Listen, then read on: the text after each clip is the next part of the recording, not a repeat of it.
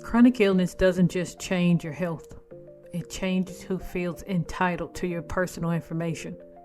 People start asking questions about your body, your treatment, your energy, and your decisions as if access came with the diagnosis.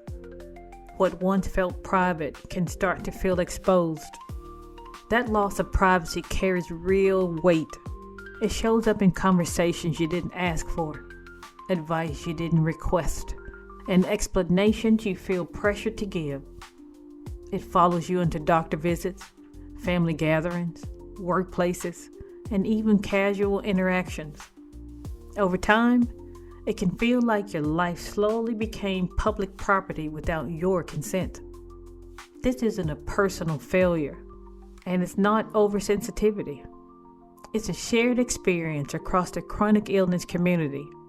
I've lived it, and I've heard the same stories from warriors who feel watched, questioned, and judged while just trying to manage their reality.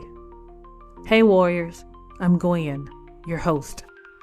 Today, we're talking about what's really happening when privacy disappears, why it hurts, why it's exhausting, and how to take back control of your story without guilt or confrontation. You still get to decide what you share and who gets access. Let's get into it. After a chronic illness diagnosis, expectation shifts in ways that aren't always spoken out loud. No one sits you down and explains it, but suddenly people expect availability. They assume you'll answer messages, provide updates, and respond quickly because your health is now seen as a shared concern. Even when the intent is care, that expectation can feel heavy. This pressure doesn't always come from direct questions. It shows up through repeated check-ins, follow-up texts, and subtle comments that assume you owe reassurance. You might notice it when someone says, "I was worried because I hadn't heard from you," or "just checking in to make sure you're okay." Even silence can feel loaded when others expect clarity or confrontation from you. Over time, constant accessibility can blur your sense of choice. You may start responding out of habit instead of intention. You answer because it feels easier than explaining why you can't. You manage other people's worry or curiosity without realizing how much energy that takes from you. This is where discernment becomes necessary. When accessibility feels expected instead of chosen, something is off. Learning to recognize that shift matters because it gives you back control.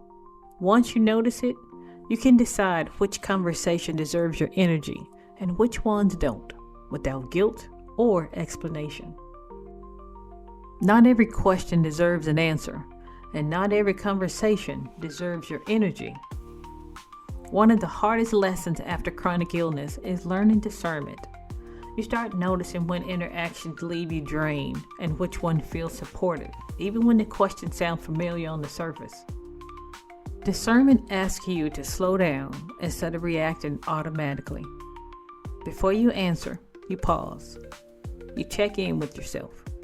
You ask, do I have the capacity to share this right now? Or am I answering out of obligation? That pause creates space between what people expect from you and what you actually choose. Many warriors were taught that openness equals honesty, and honesty equals strength.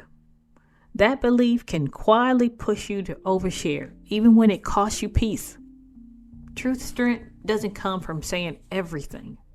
It comes from knowing when discernment protects your well-being without compromising who you are. When you practice discernment, the way you move through conversations starts to change. You conserve energy from interactions that feel safe and meaningful. You stop performing wellness or resilience for others. Over time, this practice helps you feel more grounded, more confident, and more in control of your life. A chronic illness diagnosis doesn't erase your right to consent.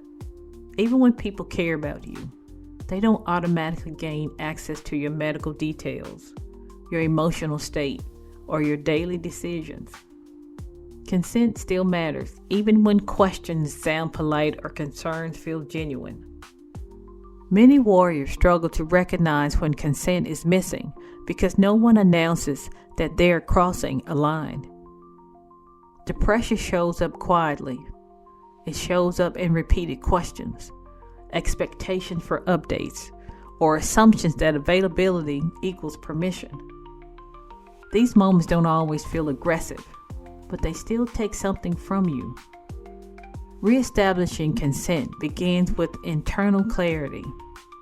You decide what information stays private, what you're willing to share in limited ways, and what feels open. That clarity helps you respond with confidence instead of reacting out of habit, guilt, or fear of disappointing someone else. When consent becomes your filter, interactions begin to change. You share with intention instead of reflect. You step back when conversations feel invasive. That shift restores autonomy and reinforces a simple truth. Your body and your story still belongs to you. Living well with chronic illness doesn't require constant disclosure. You can participate in life without providing health updates or explanations. Many warriors feel pressure to justify their choices, but your presence alone doesn't require a medical briefing or an apology. Reducing disclosure starts with redefining what connection actually looks like. Meaningful relationships don't depend on full transparency. They depend on respect, trust, and mutual care. When someone truly supports you, they don't demand access to every detail of your health to prove they care. This shift helps you move through work, social spaces, and family dynamics. You stop offering information as protection. You allow conversation to exist without centering your health. This approach preserves energy and reduces the emotional fatigue that comes from always explaining yourself. Living with less disclosure gives you room to feel like a whole person again. You become more than your diagnosis in everyday interactions. That sense of normalcy supports mental health and helps restore balance over time. Every warrior needs a personal privacy standard. This isn't a script you memorize or a set of rules you hand out to others. It's an internal agreement with yourself about what you'll share, when you'll share it, and what you choose to keep private. That standard isn't fixed. It evolves over time. What feels safe to share early in diagnosis may feel very different later. That shift doesn't mean you became guarded or closed off. It means you've learned more about your needs, your limits, and your capacity. Having a personal standard reduces decision fatigue. You stop weighing every question in the moment. You already know where your lines are, even if you don't explain them.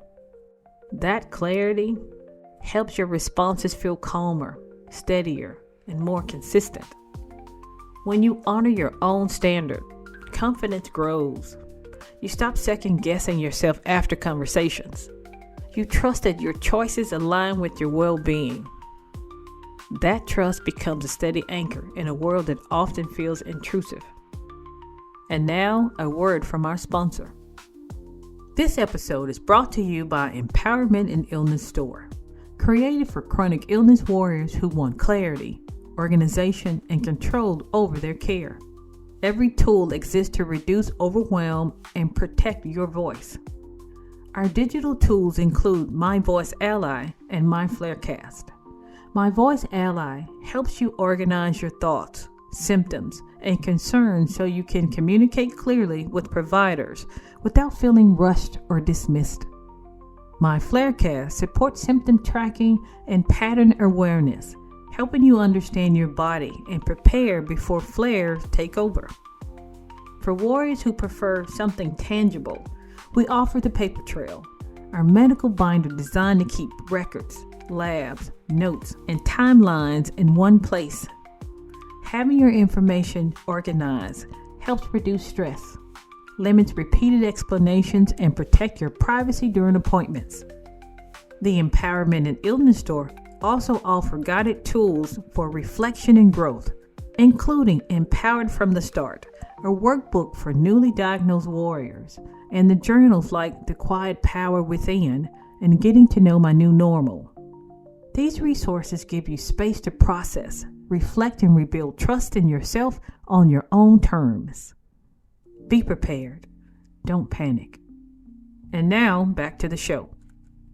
I want to give you a few moments to reflect. You don't need to answer these out loud. Just notice what comes up for you. Where in your life do you feel the most pressure to be accessible since your diagnosis? Pay attention to what situation or people triggers that feeling. When someone asks about your health, how do you usually respond? Are you sharing because you want to or because it feels expected?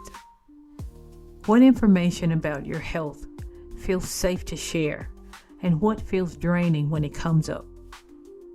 Notice the difference in your body as you think about it. Where might you benefit from more discretions right now? Not as a punishment or withdrawal, but as an act of care for yourself. What would it look like to create a personal privacy standard that supports your well-being instead of exhausting it? Let yourself sit with whatever surfaced without judgment. Before we leave, I would like to close with a special portion of the show I call Healing Heartbeats. This is where we allow ourselves to wallow in sorrow. Give yourself 3 minutes to laugh, cry, scream, cuss, or just sit in silence. Whatever you need to do to feel it, do it. Let the depression in for only 3 minutes. Once you've reached 3 minutes, compartmentalize it and get back to living. This is a rinse and repeat behavior. You cannot let depression take over, because when it does, it will not let go. When we hear about the passing of someone, they have the day they were born and the day they pass away. There is a dash in the middle. It's not a long line, but a short dash. That dash represents your life. Go live in spite of having a chronic illness. Don't let your condition stop you. Chronic illness can quietly take things from you, including your privacy, your sense of control, and your feeling of safety in everyday conversations. These losses don't always come with a warning, and many people don't even realize they're happening until they feel exhausted or guarded. Naming that loss matters, because you can't protect what you don't recognize. You are allowed to protect your story. You don't need permission to decide what stays private and what you choose to share. Ownership over your life doesn't disappear because of a diagnosis. Your experience still belongs to you, and you get to decide how much access others have. When you set standards around privacy, you create space for healing, clarity, and peace. You conserve energy for what truly matters and stop spending it on obligations or explanations. That shift allows you to show up with intention, not pressure, and with confidence instead of doubt. Remember, you have the strength, the heart, and the support to continue your journey. Be safe.